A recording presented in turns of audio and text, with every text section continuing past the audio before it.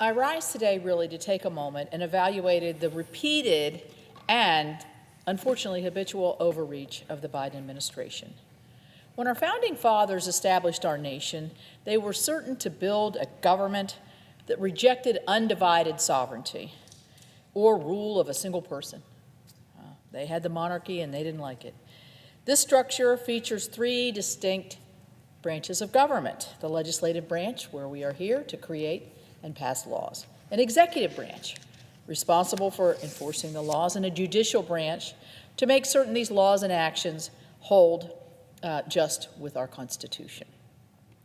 Typically, this is a lesson we all learn in high school, but it seems like President Biden and his administration must have missed that lecture on balance of powers, because their actions throughout the last 2 years have shown a lot of disrespect for our Constitution and disregard. A recent analysis by the American Action Forum found that in just 2 years, the Biden administration has imposed 517 regulatory actions, 517, creating $318 billion in total costs, a figure that massively outweighs the regulatory costs generated by the past two presidential administrations. Executive overreach has become synonymous with the Biden administration, has created a desperate need for oversight from our Republican colleagues here in the Senate, and certainly that's occurring across the way in the House of Representatives.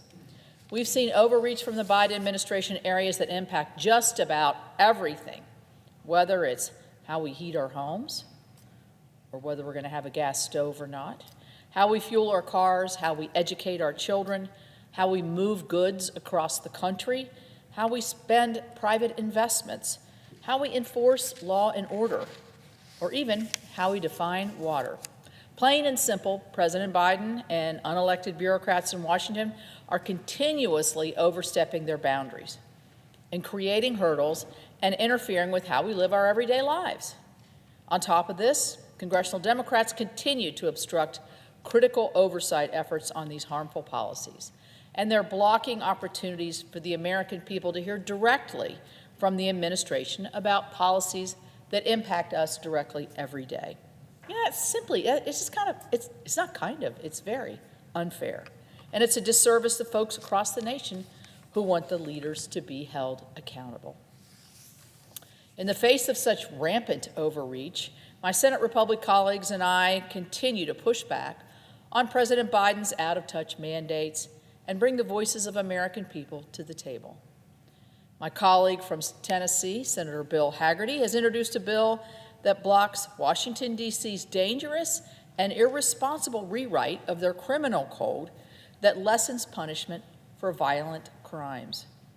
My colleague from South Dakota, Senator John Thune, has introduced a bill to prohibit the president from canceling outstanding federal student loan obligations due to a national emergency. Another tool at our behest against this unprecedented expansion of the administrative state is called the Congressional Review Act of Disapproval. Sounds kind of bureaucratic, and it is, but it can be very, very meaningful. As you know, Madam President, through a Congressional Review Act of Disapproval, or a CRA, Congress can vote to overturn rules from the executive branch that are classified as overreach.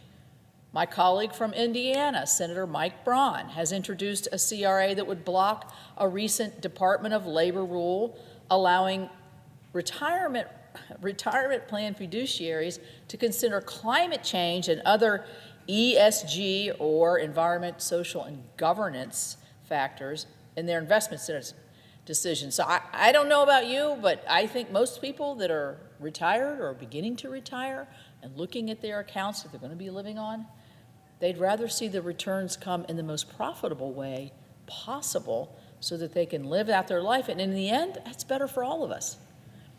This effort would nullify the Department of Labor rule and prevent similar rules from taking effect. Actions like these have direct impact on energy-producing states like mine by steering capital away from American energy sector. We should be investing in our American energy sector.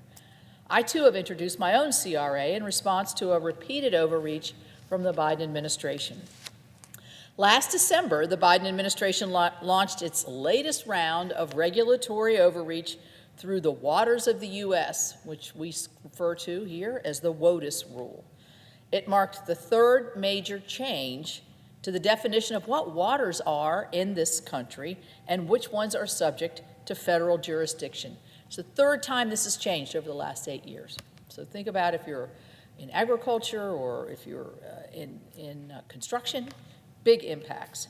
Like many regulations from this administration, it's very overreaching. It's misguided, and it's just not necessary. Even worse, it places an undue burden of uncertainty directly on America's farmers, on America's ranchers, on America's miners, on American infrastructure builders, and, quite simply, American landowners.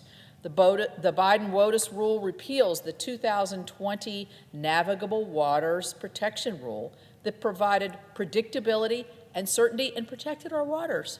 And most importantly, it properly implemented the Clean Water Act by protecting our waterways through coordination and cooperation with states and the federal government. You may hear that without this new definition, some waters may go unprotected. Well, that's not true. To the state, it's an insult to our state officials who know their local ecosystems and have jurisdiction over their territorial waters. So what does the new definition really do? Requires more people to get more permits, can't get permits, and ensures fear and causes fear of EPA enforcement actions and frivolous lawsuits from environmental groups. This all comes in at a time when we should be streamlining our nation's permitting and review process. Instead, the administration is using their classic overreach tactics to make more projects subject to federal permitting requirements and add more bureaucratic red tape. My CRA gives every member of Congress the chance to stand with our farmers, our ranchers, our landowners, our miners, and our builders. It's also a chance for us to protect future transportation, infrastructure, and energy projects all across the country. Well, for this particular rule, and CRA, we've seen widespread support both in the House and the Senate in an effort to overturn this rule, and I look forward to having that here on the Senate floor. As ranking member of the EPW committee, I've made it a priority to ensure that the historic investments that we've made in infrastructure are being implemented as Congress intended. The Infrastructure Investment and Jobs Act, and we call it here IIJA, we have an acronym for everything, that we passed in 2021 and the President signed, will benefit all communities by providing our states with the flexibility needed to upgrade, expand, or modernize our nation's core transportation infrastructure. That's why ensuring that the letter of the law is followed as we intended it will be and has continued to be a high priority for me. We do not want to miss this moment. That being said, the Federal Highways Administration, or FHWA, released a memo a little over a year ago in December that found its way into numerous guidance documents, attempting to enact a wish list of policies we, and I mean, when I say we, I mean the bipartisan EPW committee intentionally negotiated out of the final law. I, along with House Transportation and Infrastructure Committee Chair Sam Graves, had announced our intention to formally challenge this rule. The FHWA heard what we were saying and also heard what their state transportation folks were saying. So just last Friday, FHWA released a substantially revised replacement, reversing course from that December 21 memo. The new memo removes the policies that Congress rejected because it's not administrative policy, it's congressional law, and issued a revised memo. And the administration basically admitted that they were wrong in their attempts to undo the flexibility provided to states in the law by establishing preferences for certain policies. Building highways, maintaining highways, creating bike paths, however you want to do your state, is different in Nevada, is different in Indiana, is different in West Virginia. We need to give our states have the flexibility. So this is a good example, I think, of the Biden administration knows they were overreaching and they actually corrected that. And I am grateful for that. As my colleagues and I highlight the continuous level of overreach this administration has grown comfortable with, I would suggest that the president reference a U.S. history book and leave the legislating to the legislators. Until then, my colleagues and I will continue to stand for the way of life outside the Beltway and provide solutions that strengthen our families, communities, instead of having setbacks.